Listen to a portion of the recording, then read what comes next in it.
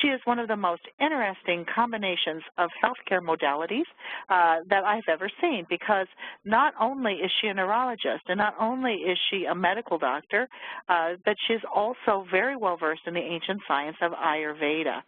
She is passionate about raising awareness for the need for us to shift our paradigm in medicine to start looking at a health-based versus a disease-based medical system. She is a pioneer in the field of integrative medicine.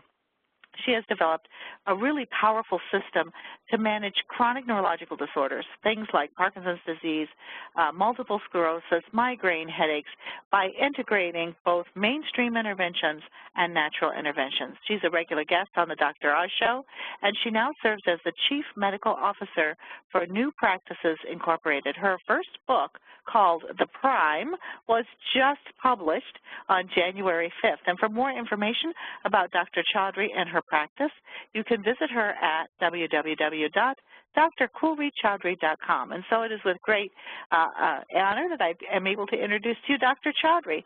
Welcome, Dr. Chaudhary. Thank you so much. I'm so excited about this. Well, we are delighted to have you. So I'm going to turn the presentation ball over to you, and if you need anything, I will be listening. Thank you so much. So let's get started. And our topic today is to build a smarter gut for spontaneous weight loss. And this is the topic of my new book, and this is actually the first webinar I'm giving on the book. So I'm very, very excited to introduce this to everyone today. And I wanted to start by first giving you just a little bit of background on me and how I actually came to Ayurvedic medicine. I came to this amazing holistic healthcare system that we called Ayurveda as a patient rather than a physician. And what happened is I actually developed debilitating migraine headaches very shortly after I started practicing neurology. And of course, my initial response to this was, no big deal. I'm a neurologist. I know what to do. And as soon as I started treating myself with the same medications that I gave to all of my patients, I developed these awful side effects, and I literally could not figure out what was worse. What was the headaches worse, or was the side effects of the medications worse?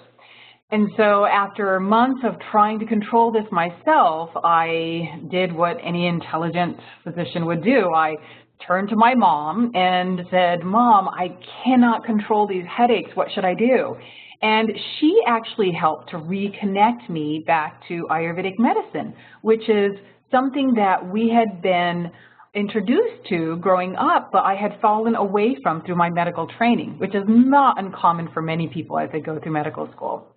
And so she connected me with an Ayurvedic practitioner here in America. I went and I saw him. And the first thing that he started asking me about when I was talking about my migraine headaches was my digestion. And I was so confused why my headaches had absolutely anything to do with my digestion. But I relented to his questions, and he came up with a program. Many of the elements of the program are in the book that I wrote in the Prime. And within 3 months, I was not only headache-free, but my energy was higher, my thinking was more clear. I was getting that sharp brain back that I had in my 20s. And I actually lost weight, which I was not even expecting because I hadn't really even noticed that I gained weight. And so I was so amazed by my own results that I went back to my practice and said, okay, I'm going to change the way that I'm approaching neurology. And I was so enthusiastic about my own results that I was really ready to conquer all disease, not just neurological disease, but I felt like a superhero armed with this knowledge. So I went ahead and got my training. And when I brought this back into my practice, my patients were excited. I was so excited. But despite all of this excitement, they were still struggling to make the changes, especially when it came to food. Now, I knew this worked, and I knew that they were enthusiastic about starting. So this was really puzzling to me about why it was so hard for them to change the food that they were eating when we had a very clear path forward for reversing their neurological disease. so I started to look at, what was going on. And my patients were smart, they were extremely hardworking, and they were multitasking wizards. And so this only made it even more perplexing about why it was so hard for these smart, hardworking, multitasking wizards to change their habits. And it was their eating habits in particular. Even if I could get them to do their yoga practice and so forth, their eating habits were the most challenging to change. So I started to look at myself. Was it me? Was I not the right person delivering the message? Did I need to be funnier? Did I have to be smarter? Did I need to be kinder? Should I be a better listener? Maybe I should start giving kind of that tough love approach and giving them real consequences, change or else. And as I made these changes in myself, it certainly did help some patients by me becoming simply a better physician, but most patients still struggled with food choices. And so my next question was, do they even want to change? And the answer that I got was a resounding yes. These people were so excited to have a physician that was finally ready to couple, the information of Ayurvedic medicine with neurology, and they wanted to change. There just seemed to be some kind of a block. Now, I really, really wanted to help them, and I was armed with valuable knowledge, but I had no way to plant these seeds of change. So I did the only thing that I knew to do. I studied the problem. So I kind of had to take a step back and look at what was happening in the body, what was happening in the brain that was making the dietary changes so difficult, and how could I help them with this obstacle? So this is kind of when I had my eureka moment, after I had the chance to step back and really study what was happening to my patients.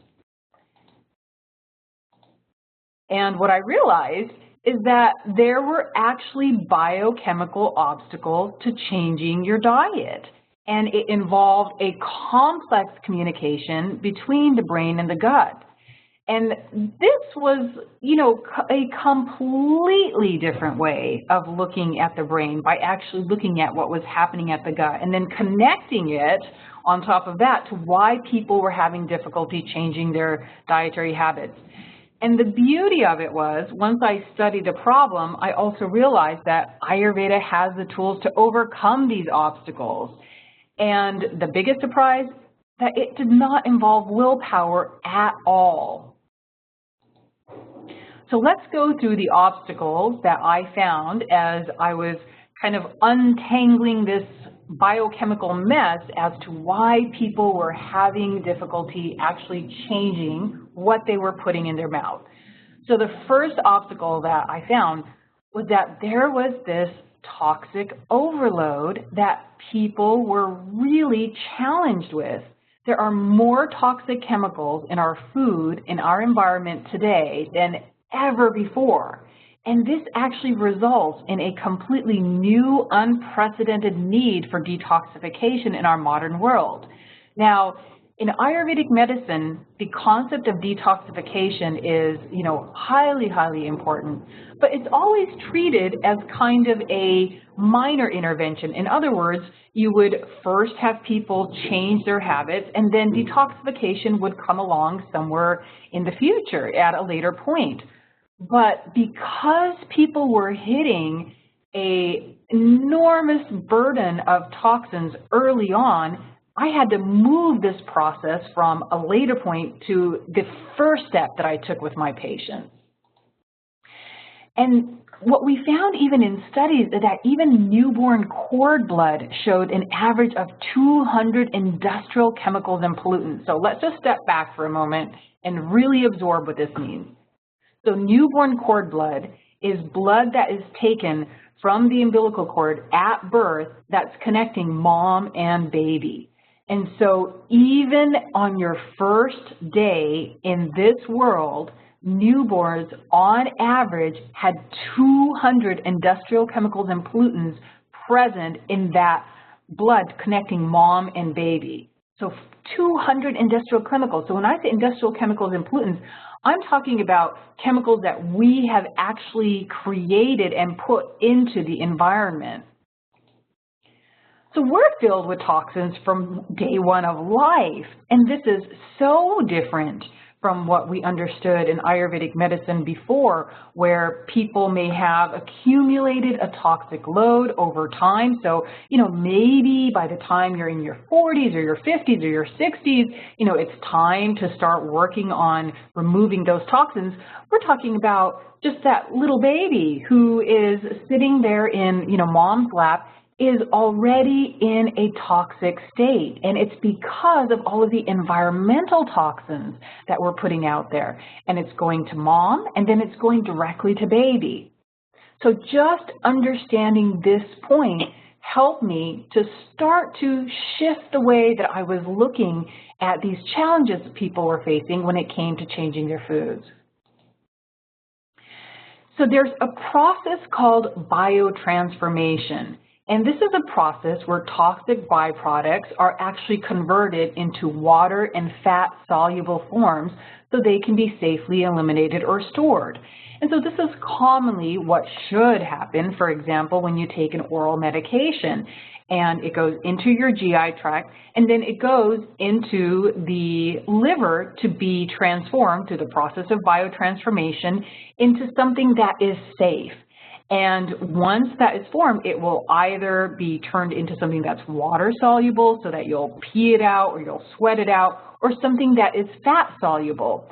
And when it's fat soluble, it can be put back into the GI tract and you essentially remove it through your stool. But there is a second process that occurs, which is called bioaccumulation. And this occurs when the toxic load actually exceeds the body's ability to convert it into a safer byproduct, and it accumulates in the body. And heavy metals are a good example of this, pesticides, PCBs. And what happens is these toxins will actually bioaccumulate along our food chain.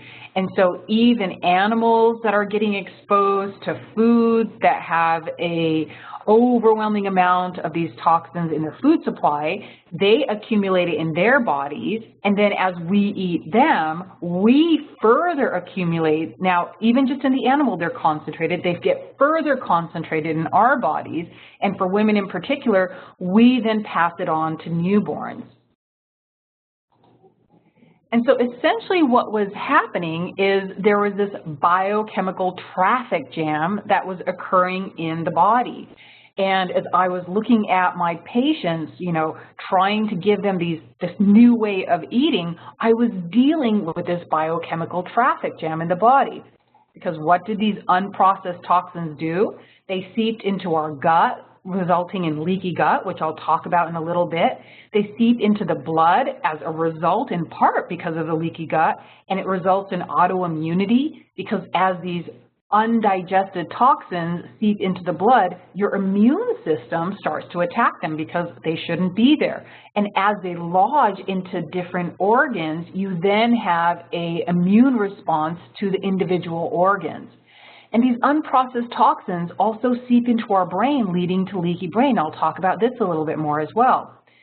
But one of the end results of this toxic accumulation in our body is it actually damages the ENS, the enteric nervous system. And this is the brain in our gut. And as I'm going to show you through this presentation, this brain in our gut is critical to keeping us healthy and allowing our brain to make healthy choices in terms of what we eat.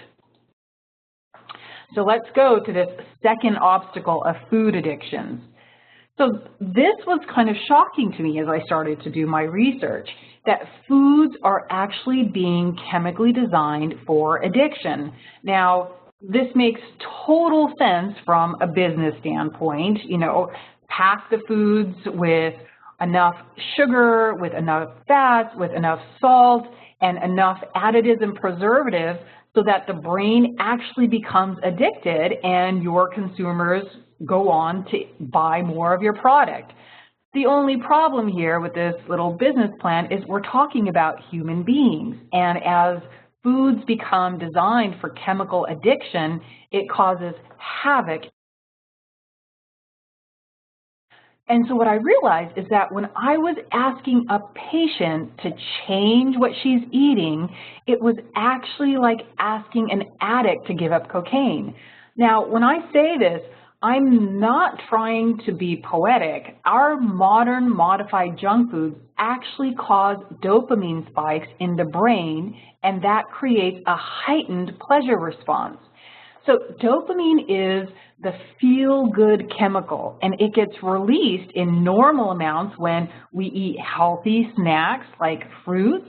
It gets released when we're walking on the beach and watching a beautiful sunset, and it gets released in normal amounts when we fall in love. But what happens is when you get a chemical that is intended to cause these massive spikes, so things like drugs as well as the junk foods, you actually create an addiction cycle in the brain. And we actually have pictures of this on PET scans. And so what you're seeing here off to the far left is what a normal brain would look like in response to taking something like food. And what you're seeing in the middle is what the brain of a cocaine addict looks like. And what you're seeing on the far right is exact same centers of the brain that get triggered when an obese patient eats something like sugar. In other words, the brain, the term is called neuroadaptation. The brain adapts to these large dopamine spikes, and the adaptation looks exactly the same way in the brain that a person hooked on cocaine would look like once you're addicted to sugar. Now, this made total sense, and when I started to explain this to my patients, it was this massive aha moment for them, because that's exactly how they felt. You know, these were bright people, they were high achievers in other areas of their lives, so why couldn't they just put that muffin down or that candy bar down? And this was why. There were actually changes happening in the brain so that they were addicted to the foods. So the third obstacle that I ran into was what I call the creation of the dumb gut. And the dumb gut results from several things that have happened in the body. It has resulted as a result of gut permeability, otherwise known as leaky gut, an imbalance in the gut flora, which is the combination of bacteria that sit in your GI tract and help you to stay healthy. And it results from a damage to the enteric nervous system, as I mentioned before. That's the brain that is actually in your gut. And so a dumb gut involves brain damage in your gut.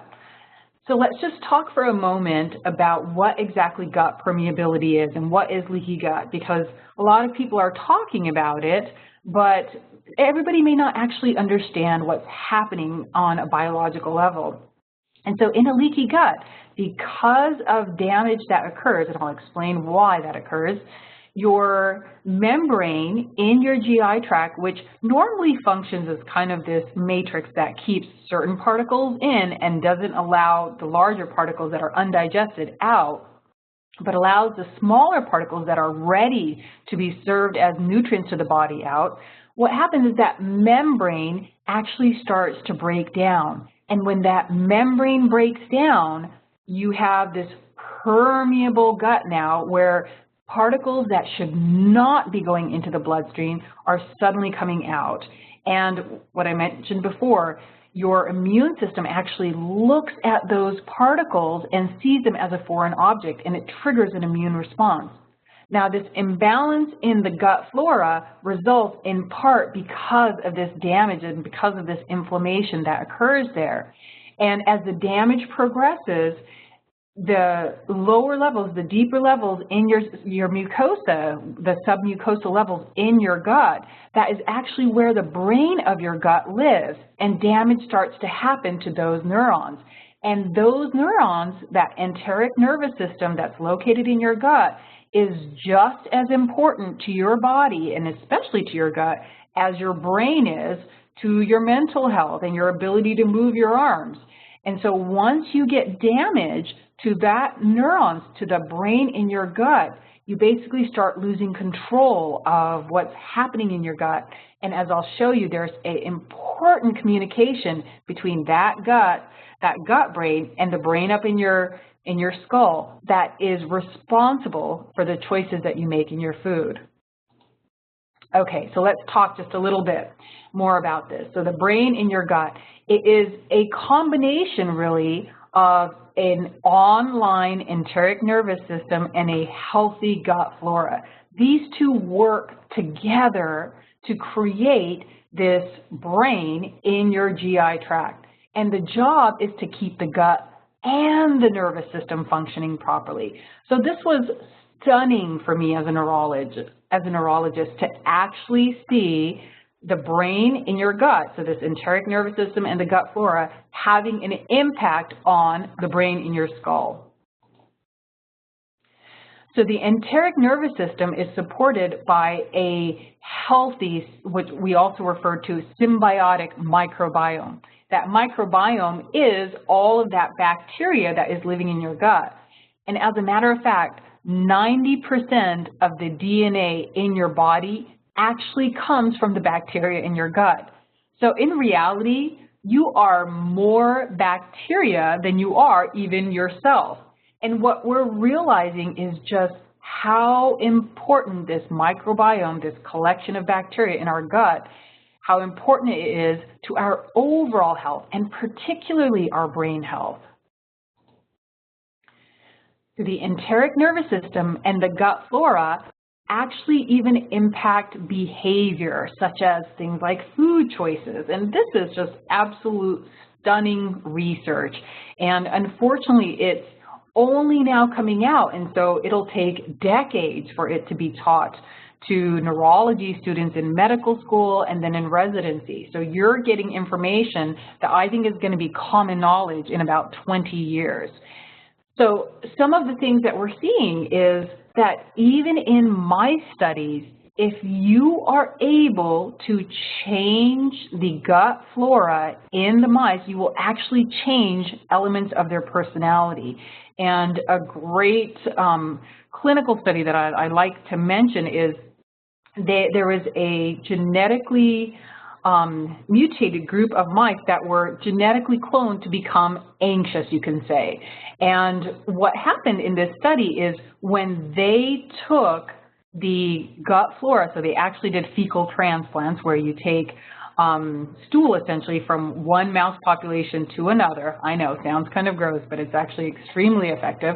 But when they took the gut flora from, you could say, the confident mice and just transplanted that into the anxious mice actually became more confident. And, you know, we weren't taking these mice to counseling. All we were doing was changing the gut flora in the anxious mice, and they actually changed behavior. And so what we're finding is that an intact enteric nervous system plus symbiotic, which are the good gut flora, what they lead to is spontaneously healthy eating habits. And not just eating habits, but spontaneously healthy habits in general. But eating habits were an incredibly important part of this. And unfortunately, an inflammatory diet, which means a diet that's high in sugar, fat, salt, preservative, and additives, what it does is it starts to cause inflammation in the GI tract, and that leads to the leaky gut, as I described earlier. It leads to actual damage in the enteric nervous system, which is, again, the brain in your gut. So this is actual brain damage in your gut.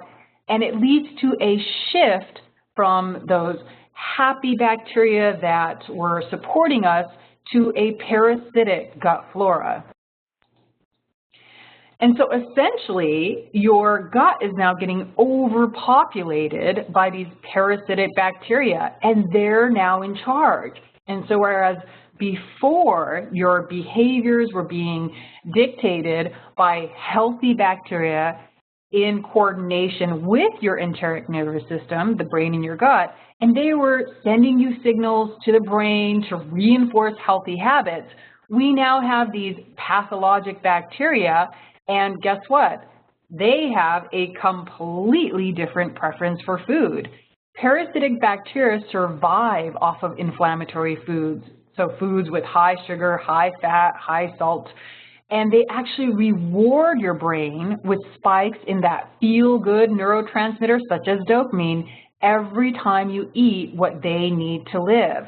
And so whereas the symbiotic bacteria, they're in it for the long haul. They want you to survive. They've been with you and they've been with your family for generations. And so they are invested in your long-term health. But these parasitic bacteria can care less. They're really not in it for the long haul.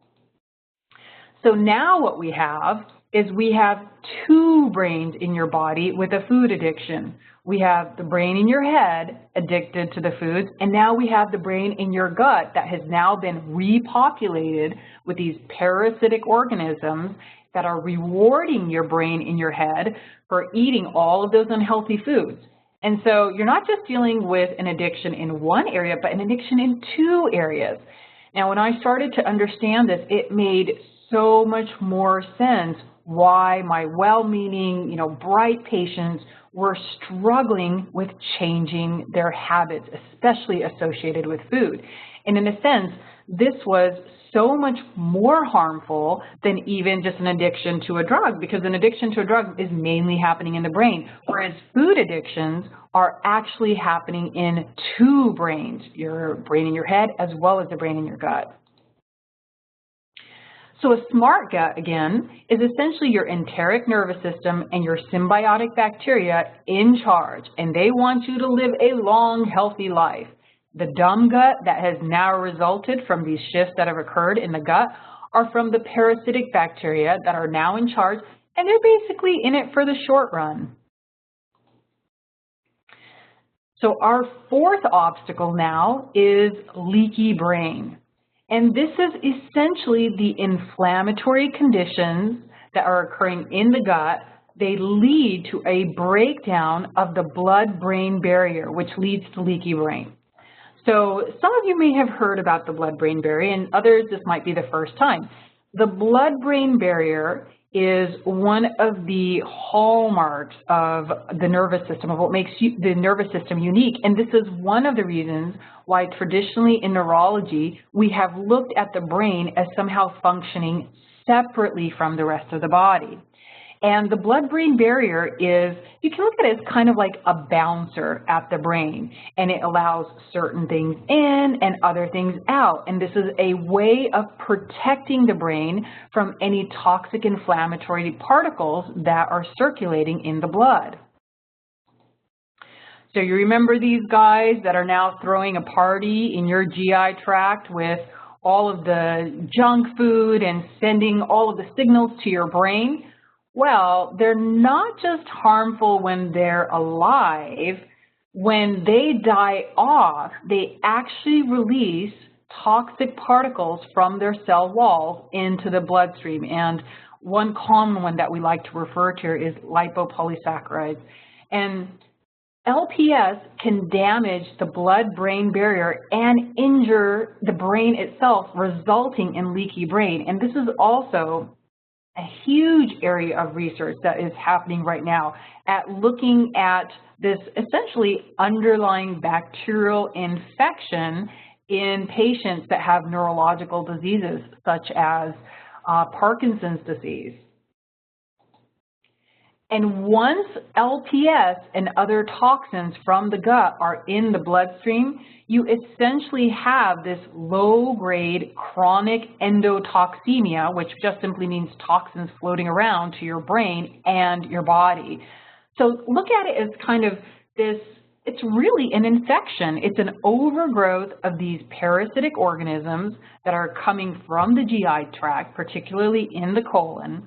And you now have a leaky gut that's allowing things that shouldn't come out of the GI tract into the bloodstream. And as part of that, when these bacteria die off, you're having these endotoxins, which are located in their cell wall, just circulating around. And what LPS in particular is well known for is damaging that blood-brain barrier. And once that blood-brain barrier is damaged, you don't have a bouncer. You don't have somebody who is selecting what gets in and what doesn't. In fact, in animal studies, when they are testing medications for Parkinson's disease, one of the ways that they give the mice Parkinson's disease is by actually injecting LPS into the mice because it's so good at breaking down the blood-brain barrier and causing inflammation in the brain. And so essentially our modern diet is doing that for us. It's causing this endotoxemia with toxins like LPS just floating around in our brain. And so what are some of the symptoms of a leaky brain? Well, in the early stages, it's things like brain fog, memory problems, difficulty concentrating, difficulty making decisions. And these were all of the things that I was struggling with when I went to my Ayurvedic practitioner, not having any clue that this was related somehow to my gut. And in the later stages, this can actually result in neurological disease. And so in my case, it resulted in migraine headaches. And so as I started to understand this link between the infection in the gut and how it impacts brain health, it suddenly made total sense why my Ayurvedic practitioner started our interview with questions about my gut. He was essentially trying to figure out, do I have a leaky gut resulting in a leaky brain? And of course I did. So now, when I was finished studying kind of this whole issue of why my patients were having so much trouble changing the way that they were eating, I saw this completely differently. I was asking people who had, a toxic overload from their foods, but as well as the environment since birth. They had food addictions, they had a dumb gut, they had leaky brain, and I was basically just asking them to, hey, just change what you're eating. And I was asking them to do the same thing that most experts were doing, that almost every diet book that's written out there asks people to do this first. Well, and that's when I realized that maybe the problem with changing your diet is a little bigger than just willpower. And this is where really kind of a whole new appreciation and understanding for my patients started to take place in my interactions in my clinic. Is I understood kind of the biochemical prison that they were living in. And I started to formulate a plan that would break those prison walls, essentially just using science. And the great thing was that I didn't have to, go to the laboratory and fabricate something. Ayurvedic medicine already had figured out this problem between the gut and the brain and food addictions and healing a leaky gut and detoxifying the body and shifting the gut flora back to a healthy, normal balance. They figured this out 5,000 years ago. And so now I had all of this information in my hand, but instead of starting people on a program that asked them to change their diet first, I started them on a program that actually addressed these 4 obstacles to change. And it was just amazing, how easy it was to take these different tools in Ayurvedic medicine. And so this is just some of the examples of things that I use. I started using triphala. I used traditional Indian spices like turmeric, cumin, fennel, ginger. We use herbs like ashwagandha and brahmi. We use things like bone broth, an herb called guggul, one of my favorite herbs on the planet. And really, it felt like I had suddenly just this team of superheroes that I could offer my patients that were going in and they were just undoing all of this damage that had taken place in the body. But I was using these herbs in completely new ways. So I was looking at triphala as a remedy for leaky gut and as a tool for actually repairing the damage that had happened to the brain and the gut, actually repairing the enteric nervous system. And ashwagandha and brahmi, which are never used in Ayurvedic medicine for weight loss or, you know, for gut health, but they were absolutely necessary to stop the food addiction cycle that had been happening in the brain because of the changes that occurred in our modern diet. I was adding bone broth in for nutrition because to power the system for detoxification, people needed those nutrients, and bone broth also has many elements to it that actually help to heal the gut. And then using Google, which is just an absolutely phenomenal Ayurvedic herb that helps to remove the toxins. And this is like a super boost to the liver to start processing all of those toxins that had accumulated, and we were essentially getting rid of that traffic jam that had occurred in the body. And so the outcome was that people began to change what they ate spontaneously. So instead of, you know, struggling and having this kind of emotional tug of war with my patients, we basically just reverse engineered the way that they ate. And we got rid of the biochemical obstacles to why they couldn't make the changes. And then they started to notice what was making them sick. And as soon as they put something in their mouth, they would go, oh, hold on, I don't want to eat this because it's making me feel lousy. And my job got a lot easier. After they completed this program that I now did up front, I would just simply give them, you know, some very easy to follow Ayurvedic recommendations for the diet, and they were actually able to make the changes. Their neurological disorders began to resolve. I mean, I was absolutely thrilled. But there was this very unexpected outcome from the program. People lost weight. They started losing a lot of weight without even trying. And I'll be honest, as a neurologist, I did not even care. I didn't even think of this as something as an important outcome, and it took me years to really acknowledge that I had created this, you know, spontaneous weight loss program. But what happened was that people were actually more willing to do the program to slim their waistlines than to save their brain. And I couldn't understand this up front because for me, I'm a neurologist. I value the brain over just about anything else. You know, people were starting to fit into their clothes that they couldn't get into 20, 30 years ago, and they started to feel attractive. And I think it was just this feeling of, despite having been diagnosed with a neurological problem, they were kind of re-embracing who they were before anything started. And when they looked in the mirror, they saw that person that they recognized in themselves way before any brain problem had existed. So I decided, you know, if you can't beat them, join them. Don't discourage them from, you know, celebrating the weight loss. Actually just encourage them to start the program.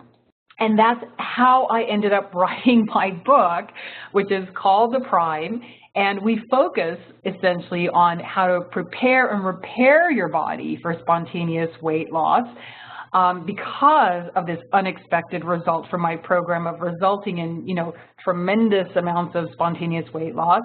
And I now look at it as the side effect to my program is brain health and increasing energy. But if weight loss is going to be the reason that people want to get healthier, so be it. I will celebrate that. And so what I do in The Prime is I basically detail the modern biochemical dilemma in changing our food choices, and I really shift this whole dialogue that most doctors who are writing books are focusing on, you know, you have to change this and you have to change that, and that's the only way to get better. I understand how challenging it is to change your food choices, and I understand why. And so I don't ask for that. I explain the Ayurvedic perspective of this biochemical dilemma, and then I give a 4-phase Ayurvedic detoxification program. And this is really detoxing the brain in your gut as well as the brain in your head. And we're just using, you know, simple teas, herbs, and foods. We're turning your kitchen into a pharmacy to build a smart gut and drop those pounds spontaneously. We've also created an amazing online program, which is called the Prime Club. It's an online program to accompany the book. I want it to be as accessible as possible to people who are going through this program in the book. I wanted to give them greater support, more resources, and a one-on-one expert advice, because I know this program is about life transformation. Even though people will start the program to lose weight or they'll start the program for brain health, what happens is as you get rid of that toxic inflammatory junk inside of your body, you start wanting a healthier life. You want a smarter life, and people start changing everything in their life, from their relationships to their job. And so I wanted to create an online program that mirrors the kind of loving support that we gave to our patients in our clinic.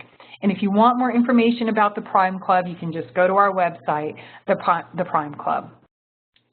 So I'm so excited having been able to share this information with you, and I'll open it up now to questions, and I'm hoping that this presentation triggered kind of your thoughts about your gut and your brain in a completely new way. So please let me know if anybody has any questions. Dr. Chaudhary, that was an incredibly informative webinar talking about how to approach weight loss in a completely novel perspective. I absolutely love the upper corner of your book where it says stop dieting backwards. That's just brilliant. Thank you so much. We do have some questions that are already accumulating in both the Q&A and the chat box. One of the questions wants to know that since we didn't talk about dosages or exact protocols, are those listed in your book? Yes. So the reason why I didn't include that is because the book actually gives you a very detailed explanation of why you're doing what you're doing and then how to do it. It's a customized program. So what you'll actually do in the book is we have a gut IQ test. So people have probably heard of an IQ test. We actually have a gut IQ test in the book so you can figure out just how smart or dumb your gut is. And so based on your answers and your score to that quiz, you'll decide how fast to go. And then because I want to customize this as much as possible, even the dosing you take depends kind of on how you're scoring and how you're doing. So that's why it's not this kind of cookie cutter program where you just throw out and, you know, everybody just does it. It's very transformative. And so there's touch points throughout the book that help you to decide, should you be going faster? Should you be going slower? Do we need to add anything else in? Excellent. That sort of segues very nicely into another question we had. Are there any medical tests to see if you have leaky gut? It's a great question. So unfortunately, in traditional medicine, there are not, but there are some novel new tests, and many of the physicians who've been trained in IFM, the Institute for Functional Medicine, have been trained on how to use these tests. And they're tests that look to see if you are leaking different substances through your gut or if you have broken down certain proteins in your gut. So those are available. They're typically available through somebody who's practicing IFM, and unfortunately they're not yet covered by insurance. But, you know, this is how I look at it is the ultimate test is, you know, if you're tired all of the time, if you have brain fog, if you have excess weight, you have a dumb gut, you have leaky gut. And, you know, you don't need a test from a doctor to confirm that. And just doing a program like this in the Prime, you'll see the difference afterwards and what happens as you're healing that. So, of course, you're welcome to, you know, see a physician for that. But, my recommendation and kind of the more cost-effective way is just go through the program, reverse the damage, and you'll see the difference after healing your gut. Excellent. Here's another comment. They want to know if you agree that with many integrative practitioners who say that anyone who has an autoimmune disease, by definition, also has leaky gut. Do you believe that that's true? I do. And there's so much information that's coming out now in the rheumatology literature that supports that. And some of the real pioneers within the rheumatological field are addressing those issues and really coming up with programs similar to mine to reverse the damage in the gut first. Excellent. Here's a compliment. Here's one of our, a medical practitioner who's attending and wants to know how they can get their book to carry in bulk at their clinic. So why don't I get that information? We'll connect outside of the webinar for that. Fantastic. All right. Let me scroll through. Oh, here's another one. You mentioned a low-fat diet, but I've been reading that our body needs fat. Can you distinguish good from bad fats in the diet? Yes, actually, I don't mention a low-fat diet. Is that, if the person who asked that question, if they could let me know where that came from, because I'm not a proponent of a low-fat diet. In the book, you know, the book explains how to approach your diet based on your individual body type. And by the way, we do not even get into that discussion until people are done with the program. And so once you are done with the program, I explain kind of what kinds of foods to eat. And I'm absolutely not a proponent of a low-fat diet. I still don't think you need to cut out carbohydrates. I think people need to start eating healthier carbohydrates. But one of my favorite sources of fat, and a source that is so good for helping to heal the gut, is actually ghee, and that's clarified butter. You can make it yourself. There's several fantastic recipes on the web, or you can just go, like we have it at Whole Foods, we have it at Sprouts, you can find it on the internet. And I include ghee into almost every single meal, and having those types of healthy fats is really, really important. What I'm a proponent of is getting rid of the very high-fat, artificial, hydrogenated fatty foods that are unnatural, and moving back to the, normal healthy fats that we would find naturally in nature. But the kinds of foods, I think I know where you're getting this from, where I said the inflammatory diet, that I'm talking about things like in a Snicker bar, or in a candy bar, where you have excessively high amounts of fat coupled with high amounts of sugar, or like things in potato chips where you have high fat and high salt, that those combinations are unhealthy and they're processed fats. But the healthy fats like ghee, you should absolutely be including into your diet. Someone else mentioned, you're speaking about fats. They wanted to know if you're a proponent of coconut oil. Oh, huge proponent. But again, in the book, I explain what type of people, would be better off with coconut oil. For example, for people who tend to have a lot of rashes, tend to kind of run more on the hot side, tend to get angry easy, coconut oil is a perfect match for them. For other people, ghee is a better match. So I'm a huge proponent of coconut oil, but I think it's important for you to understand, your body type, and then decide whether it's the best oil for you. Mm-hmm. Here's a question about a specific health condition. One of our attendees asks if your program would be helpful for a person who has been diagnosed with microscopic colitis. Yes. Very much so. And what I would recommend, we saw so many patients, excuse me, in our clinic with different GI conditions. And even though I was a neurologist, what happens is that as one person in a family starts getting better, they start recommending you to all their friends and family. And so pretty soon I saw all different types of conditions. And we saw so many GI conditions in our clinic. And what I would recommend for somebody like that is you'll take the IQ test, and you should definitely do the gentle track, and possibly even go a little bit slower. So, instead of going by the recommendations of the gentle track, maybe even just going a little bit slower through each phase, and then just keep your, your GI doctor in the loop in terms of what you're doing. But we have, reversed so many different inflammatory bowel conditions in our clinic just using this program. Well, that's really encouraging. Here's another question about Hashimoto's thyroiditis, wanting to know more specifically, which is autoimmune thyroid, so one would suspect that leaky gut's playing a role. Yes, they want to know if this would be useful, but the other thing that they're asking is, would you recommend to continue to take their thyroid medication through all the stages or phases? And that might be a thing that other folks are thinking about as well. Yeah. Since you're looking at detox, and one of the things the liver does is to process many, many, many prescription medications. Yep. What is the role of prescription medications throughout this program? This is such a great question. I'm so happy you asked it. So first of all, let me start with your first question.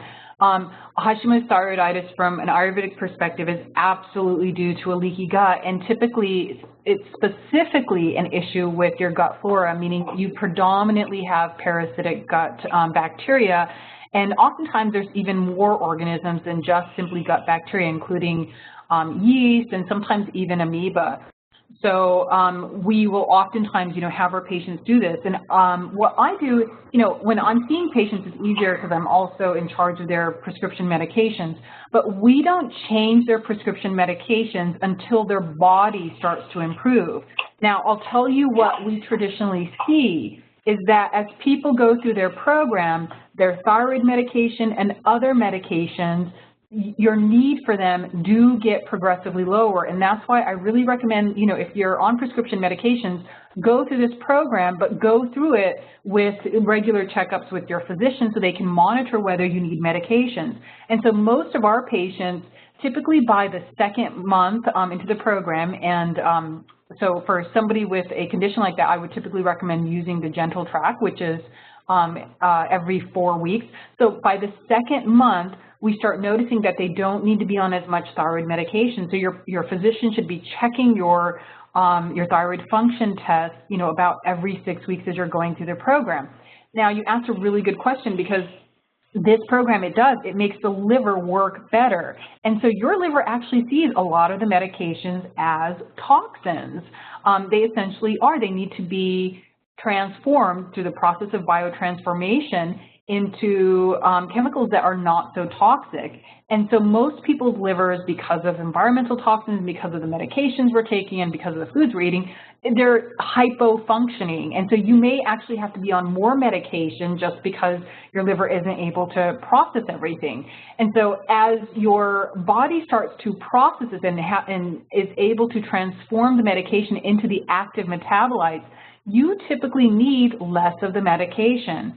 And so what happens is, even though, yes, your body is kind of revving up in how much medication it's able to process, it's actually transforming also, though, to the active metabolites. And so the overall process is fewer medications needed. Now, in addition to that, we're getting rid of a lot of the toxic inflammatory waste products in your body that are leading to disease in the first place. So for anybody who's on prescription medications, I just simply advise, check in with your doctor regularly as you're going through the program, because I don't want you to be on too much medication by the end of the program. And it's very easy for me to do when I'm seeing patients, but what you can do is, even bring a copy of the book to your physician so that he or she knows what you're doing, and then you can schedule regular follow-up so that you can reduce your medications as needed. Excellent, excellent advice. Here's a person who is fascinated with Ayurvedic medicine and would like to know where you studied, and are there good Ayurveda schools in the United States? There are. So what I actually did is I went to a group that had been working with the NIH and basically begged them over months to, I think, a year to, bring their medical Ayurvedic program back out, and that was through Maharishi Ayurvedic Medicine. And what they did is they started these programs that were occurring on weekends for physicians to come to. And over the course of that, the programs have gotten so popular that they're now offering them online. And I think that's a great program for people who are in the medical field. But there's also other programs that are online for people who, maybe just want it more one-on-one. This is also still a good tool, but it's aimed more towards medical professionals. So Maharishi Ayurveda, they have a great program for medical professionals. There's other programs that are available online. I know Dr. Ladd has some programs, and Dr. Frawley has some programs that I think are aimed a little bit more towards people who are not looking to treat others but want to treat themselves. Here's another question, disease-specific, wanting to know, can your program cure Crohn's disease? So same kind of answer I said before. We've worked with a lot of patients with Crohn's disease, and what I have found with this program is that it's able to reduce kind of that inflammation. I mean, Crohn's disease is tremendously inflammatory process, and that the flares get fewer and further between, and that especially as the neuroadaptation, the food addictions to the foods in particular that are causing Crohn's, as that starts to kick in, it continues to improve. And then at the end of the book, there are specific recommendations for people who have a Pitta dosha. If you are able to then implement those food recommendations, most Crohn's cases that we've seen have essentially gone into remission. So this program is the first part, and it gets you primed essentially to be able to make the food changes that are recommended in the later part of the book, and that combination together has worked for the majority of our patients. Excellent. We've had several questions about the role of prebiotics and probiotics, because if it is all about the healthy microbiome, then what's the role of these different products? So the prebiotics is part of the program. It's part of phase 1. We introduced a prebiotic in the form of psyllium, and flax fiber is one of the most important prebiotics, and most Americans do not get enough fiber. And then what surprises most people about my program is that the 4 phases don't actually include a probiotic. And the reason is that until you actually heal the gut and make that into a, supportive environment, it's a little bit like sending the Girl Scouts into World War II. I mean, there's just not an environment where those probiotics can survive.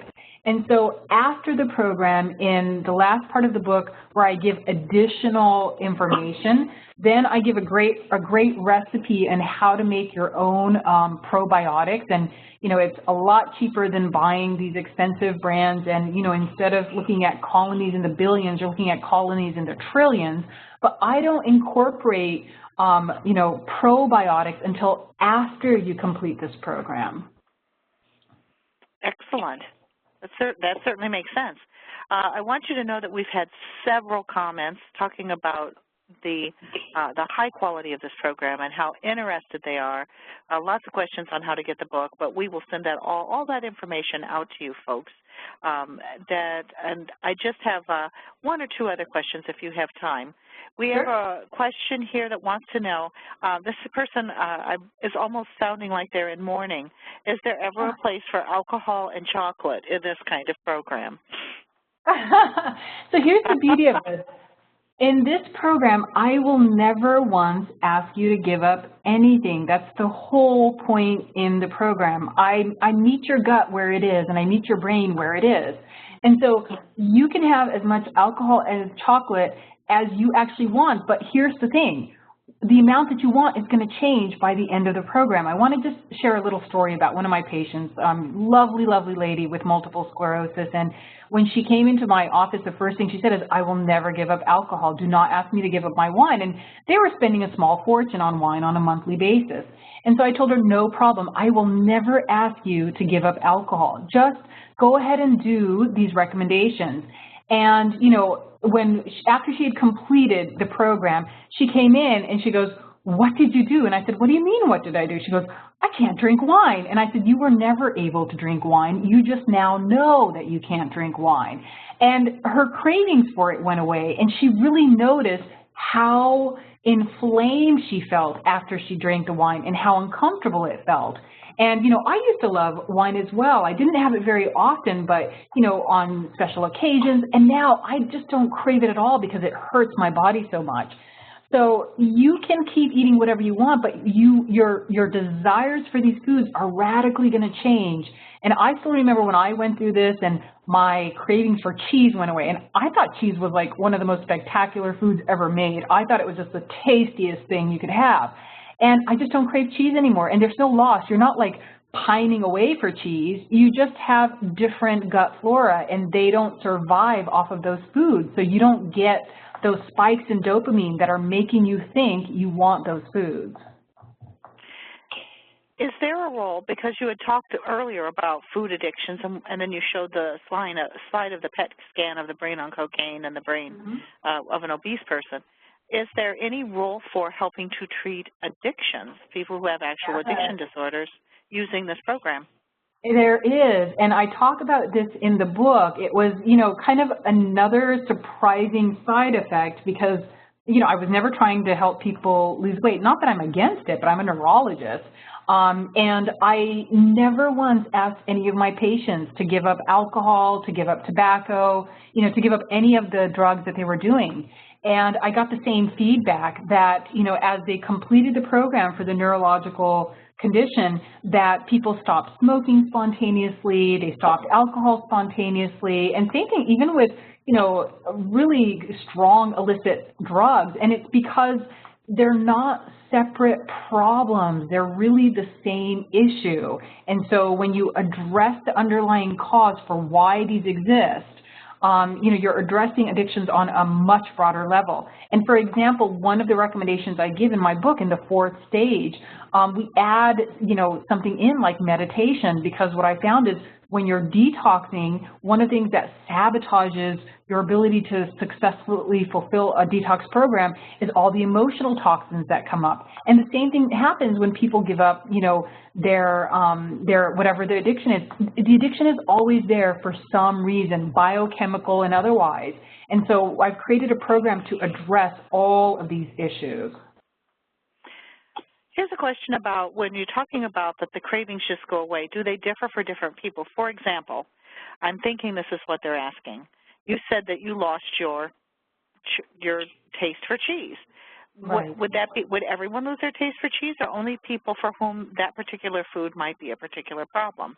Exactly. It's whatever your parasitic gut flora need you to eat for them to survive, and we all have different strains. And so the one that was living in me survived off of sugar, especially between 2 and 6 p.m., and cheese, especially when I was just kind of feeling kind of emotionally overwhelmed. Cheese was just a grounding force.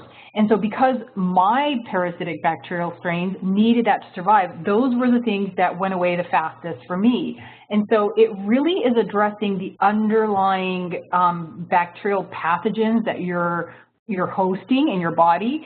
And so whatever they are making you eat, whatever food cravings are resulting because of their presence, those are the ones that get reversed. That's very interesting. Does that play a role in why, we jokingly, or sometimes not so jokingly, say that some people are crazy for sweets and other people are crazy for the pretzels and the chips and the salty foods? No, absolutely. This is exactly why, because there's so many different strains, and it's impossible to try to treat each of the cravings when you're just dealing with the surface. But when you're dealing with the underlying biochemistry and you're really dealing with kind of the underlying family of bacteria and just normalizing it, it allows for all that diversity, but the solution is still the same. And I think we have time for one last question, and I think this is a doozy because we've seen so much in the media lately about studies showing that the more times children are exposed to antibiotics, the greater the risk for obesity. Yeah. What role do you think that antibiotic usage and overusage plays in overweight obesity? I love this question. I'm going to try so hard to keep this brief because this could be a completely separate We could do a whole webinar on this one, couldn't we? Yeah, and the big thing is that we overutilize antibiotics, and we don't realize the effect that it's having. And when you look at the fact that we're 90% bacteria, 90% of our DNA is bacterial DNA, that, we need them. We need them in order to be able to create certain vitamins, to digest our food. And so the answer to, dealing with infections is not just to wipe everybody out. And so first of all, just making sure that we're only using them when necessary. But another aspect of this is, as you lose your healthy bacteria in your gut, you become more susceptible to other bacterial and viral infections. And so we should be cultivating in children the right habits to make sure that their gut immunity, their gut health is, intact. And that involves, training parents on understanding what's happening in the gut when people are giving sodas and baby bottles so that they understand, look, this is going to predispose your child later on to infections. And another aspect of this, and I talk about this in the book as well, is that we're giving, you know, the livestock that we're eating so many antibiotics that some of our resistant bacterial strains are actually coming from our food supply. And so we're using antibiotics to treat infections that have resulted from antibiotic use in animals that we're eating. So we've got to step back a little bit and better understand why we are suddenly needing so many antibiotics and address those issues rather than just continuing this kind of ridiculous cycle where we're just killing off all of our healthy bacteria in our body by overutilizing them. It's amazing, isn't it, that the things that we think are so important sometimes later on turn out in hindsight to have not been perhaps the best decision. And it's amazing how simple, you know, the interventions are for being able to reverse, you know, all of these infections we see in children. I mean, I can't tell you for my own son, when we pulled gluten out of our diet, you know, his recurrent upper respiratory tract infections nearly disappeared altogether. And that was just one change in our diet. It's amazing. And what we know today, 10 years from now, will be even, it'll be even more surprising, I think, the connections that we find and the interconnections. Absolutely. We're even doing studies on this right now with the treatment of Alzheimer's disease. And we've had a breakthrough study with Dr. Dale Bredesen in being able to reverse Alzheimer's disease purely with dietary intervention. So this is really going to be the future of neurology. And, you know, right now, like I said, I found that people are more excited about the weight loss, so I'm willing to talk about it in terms of weight loss, but this is really the future of how we're going to reverse brain problems. Excellent. Well, that's a perfect note upon which to end. Thank you so much. As I said, we've gotten an enormous amount of comments about how amazing this webinar has been, and I have to add my voice to that as well, that I have been able to host many, many webinars, and yours is truly one of the best. So we thank you so much for taking time out of your busy day and your busy practice to share this important information with us, and we hope you'll join us again soon. Thank you so much, Cheryl. Have a great day. You too. So thank you all, folks, for attending this Terry Talks Nutrition educational webinar series. If you would like to have the latest delivered right to your email box every week, you can sign up for a free weekly newsletter from Terry Talks Nutrition talking about natural health and healthy living. We never, ever sell your or share your email address, so you will only get email from us. I know that in this world, people are worried a little bit about where's their email address going to go. On that site, you can also have links to recordings of past seminars. This one will be up and loaded. I've already been asked by several people, is this going to be uploaded? Where can we get it? We will send all that to you, but yes, it will be posted on YouTube, and there will also be a link on the terrytalksnutrition.com website under past recordings of seminars. You will give us you'll have to give us a day or two to get this uploaded, but then it will be up there and you can watch it again yourself, or you can recommend it to others. So thank you so much again for taking time out of your busy day to learn more about these wonderful natural medicine and health interventions. We have two more upcoming events. We have How to Stop Back Pain Naturally with Terry Lemerond on January 26th.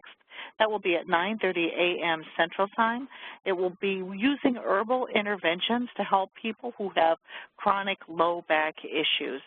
We also have a wonderful webinar coming up on Thursday, February 4th with one of my favorite speakers, Dr. Holly Lucille. She's going to be talking about not your mama's turmeric, unexpected uses for this mighty herb. She's going to be talking about things for which one can use curcumin and turmeric that you might not have ever expected. So thank you again, everyone. We appreciate your interest in natural medicine. We appreciate your passion about natural living and interventions that can make a difference in the health of America. And so until we meet again, good health to you. Bye-bye.